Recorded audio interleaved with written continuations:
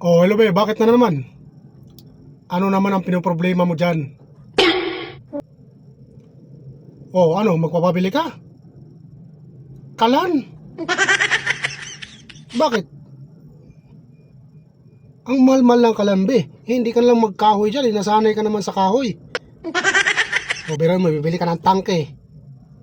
Bibili ka pa ng burner. Maglalagay ka pa ng gas. Kaano laman nun? Yung tangke pa lang, nasa 5,000 na yan. Ayaw, di ma. Yung laman pa, nasa 2,000. Oh, naku, dagdag gastos yan. Huwag ka na magkalan. Maraming kahoy dyan. Oh. Utusan mo lang dyan yung kapatid mo. Nandiyan ka naman sa... Naku. Mahal-mahal lang kalambe. Isipin mo na lang. Alam mo naman, titipid tayo ngayon. Ang hirap-hirap ng buhay ngayon. Tapos ikaw, gusto mo pa magkalang ka. Nahihirapan ka magsaing. Dali-dali lang na magsaing ng kahoy. Masarap pa yung luto pag galing sa kahoy. Ayaw, di ma.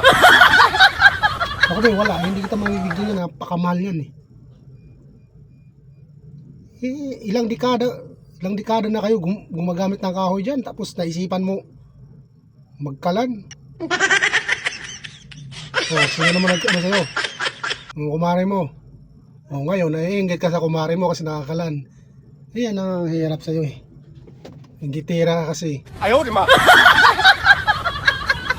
Wala be. Magtiis ka sa kahoy. Ang ganda-ganda ka ng kahoy. Biruin mo, di ka nagagastos dyan. Oh. Pumunta ka lang dyan sa gilid-gilid sa bundok. May panggatong ka na, makakasahin ka na. Ayaw, di ma. Yun naman talaga dati. Hindi naman uso yung mga kalangkalan dyan sa atin eh. Paano kasi nainggit ka eh. Huwag mo ipahiral yung inggit mo. Sige na. Hindi kita mabibigyan dyan. Wala tayong pirang ganun. Ano kukuha ng pambili dyan? Sige na. Wala. A few moments later. Palangga. Hello, Palangga. Ayaw, di ma. Oh, good morning. Ay, nga, palangga pa no. Palangga. Di ba yung ginagamit mo dyan, super kalan yung maliit? O, ngayon, palitan na natin yan kasi masyadong maliit eh. Bibili ako ng yung tangke, yung malaki. Oo, yung may burner. Yung gastog. O yan na, ipalit ko eh. Wag mo na gamitin yung maliit na yan.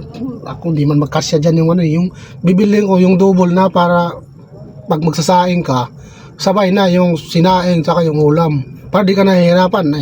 Ay, ako naman nahihirapan ka eh. Ayaw, di ma. Oo, sige Palangga.